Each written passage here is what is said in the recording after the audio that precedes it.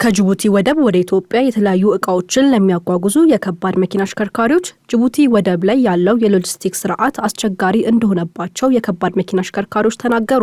እንደ ዓለም ባንክ መረጃ ኢትዮጵያ 95% የውጪ እንዲሁም የገቢ ንግዷ በጅቡቲ ወደብ ላይ የተመሰረተ ሆኗል። ይህ ጅቡቲ ለኢትዮጵያ ወጪና ገቢ ንግዷ ወሳኝ እንዲሆን አድርጓል። በጅቡቲ ወደብ ላይ የሚሰሩ ቢሮዎች እቃዎችን በሚፈለገው ጊዜ ለመጫን እያስቸገሯቸው እንደሚገኝና በሚፈለገው ጊዜ ጭነው ለመውጣት እየቻሉ እንዳልሆነ አሽከርካሪዎቹ አስረድተዋል። አሁን ለምሳሌ ማዳበሪያ በሚመጣበት ወቅት ሰዓት ላይ ያ ማዳበሪያ ተነስቶ ለገበሬው መድረስ ያለበት ሰዓት አለ።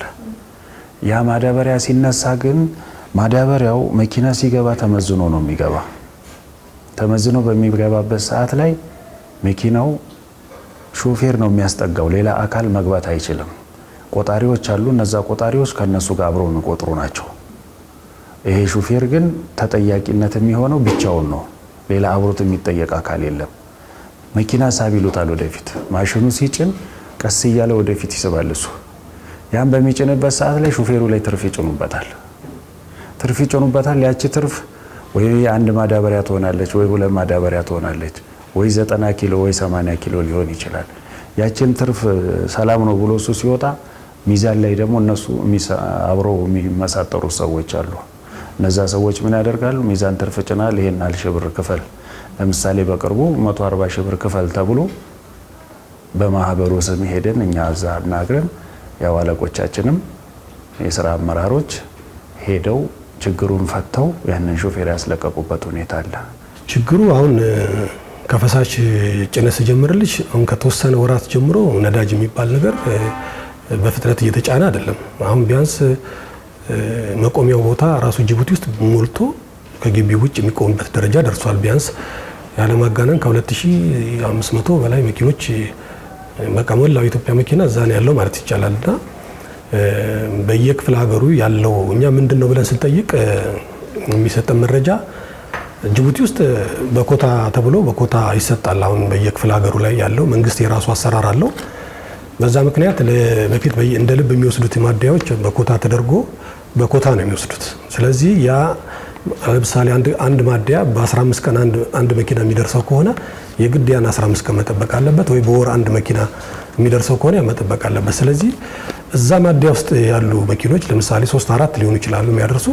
አንድ መኪና በአንድ ማደያ ክፍለ ሀገር ውስጥ በወር የሚደርሰው ከሆነ እነዛ የተቀሩት ከአራቱ አንዱ ጭኖ ቢሄድ የግድ አንድ ወር ይጠብቃሉ ማለት ነው። ስለዚህ ጅቡቲ ውስጥ ይቆማሉ። ለሀገር ኢኮኖሚ ትልቅ አበርክቶ አሏቸው ተብሎ የሚታሰቡት የከባድ መኪና አሽከርካሪዎች ወደብ ላይ በሚስተዋለው የቢሮክራሲ ችግር ምክንያት ላልተፈለገ ወጪ የተዳረጉ መሆኑን ተጠቁሟል። በጅቡቲ ወደብ ላይ የደረሰ ያለው እንግልት የኢትዮጵያ ከባድ መኪና አሽከርካሪዎች ማህበር ለሚመለከተው አካላት እንዳሳወቁና እስካሁን መፍትሄ እንዳልተሰጣቸው ማህበሩ ለጣቢያችን ተናግሯል።